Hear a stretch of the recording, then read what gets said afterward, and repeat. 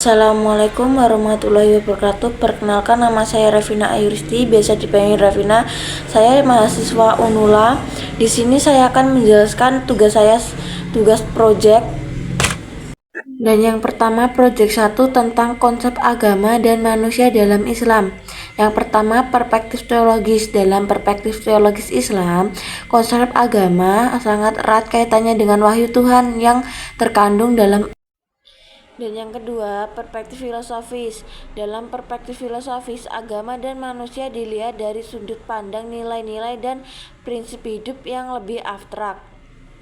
Manusia dalam perspektif filosofis, manusia dalam pandangan filsafat Islam adalah makhluk yang diberi kebebasan berkehendak dan akal untuk menentukan takdirnya. Agama dalam perspektif filosofis, filsafat Islam memandang agama sebagai pencarian hakikat kebenaran yang dapat mengarahkan manusia pada kebahagiaan sejati. Yang ketiga, perspektif sosiologis. Dari perspektif sosiologis, agama dilihat sebagai sebuah sistem sosial yang membentuk norma, nilai, dan aturan dalam masyarakat. Manusia dalam perspektif sosiologis, manusia adalah makhluk sosial yang hidup dalam komunitas. Dan yang selanjutnya, proyek kedua, memahami dasar-dasar hukum dalam Islam. Kedudukan Al-Quran sebagai sumber utama.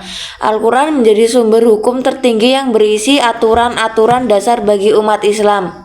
Yang kedua, pedoman hidup manusia.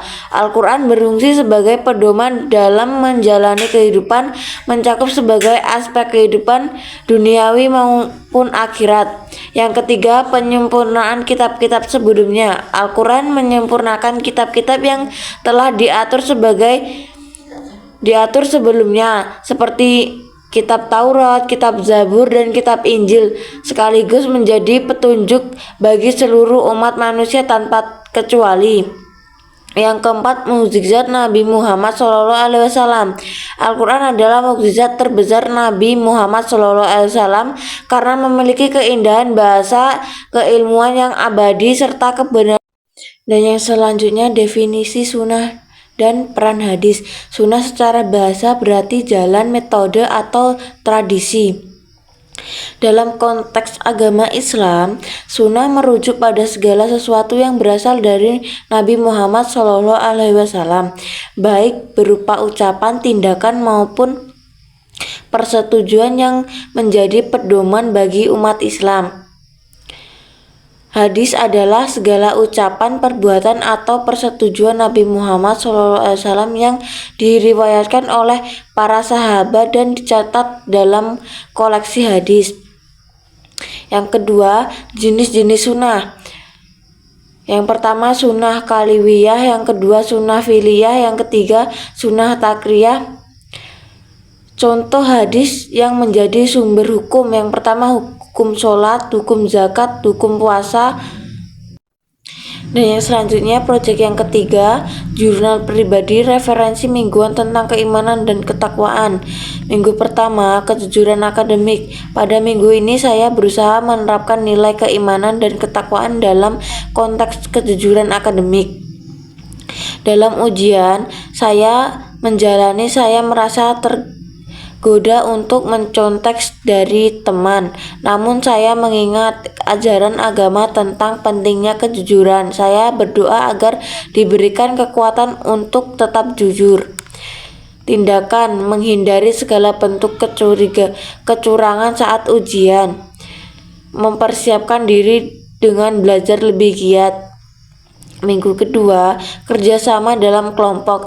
Dalam proyek kelompok yang kami kerjakan, saya menyadari betapa pentingnya kerjasama. Dan yang selanjutnya, proyek keempat, jurnal pribadi, referensi mingguan tentang akhlak dan etika. Pada minggu pertama, saya menghormati sesama.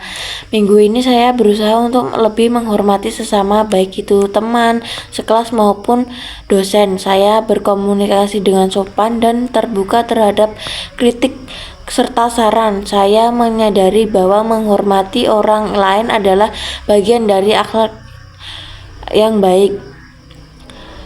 Relasi penerapan dengan menghormati orang lain. Saya merasakan hubungan yang baik lebih baik dengan lingkungan sekitar.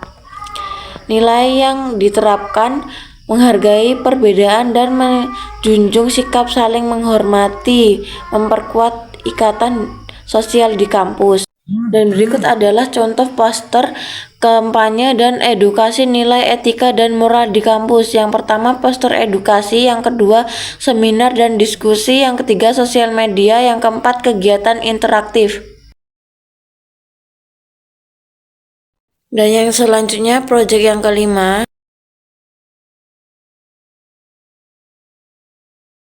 masa keemasan peradaban Islam sekitar abad ke-8 hingga ke-14 adalah periode di mana dunia Islam menjadi pusat ilmu pengetahuan, budaya, dan teknologi. Dalam periode ini, umat Islam tidak hanya melestarikan warisan ilmu dari peradaban Yunani, Parsia, India, dan Romawi, tetapi juga mengembangkan dan memperluasnya dalam berbagai bidang. Berikut adalah kontribusi utama peradaban Islam dalam IMTEX. Yang pertama matematika, yang kedua autonomi, yang ketiga kedokteran, yang keempat optik dan fisika, yang kelima seni dan teknologi. Sekian dari video project saya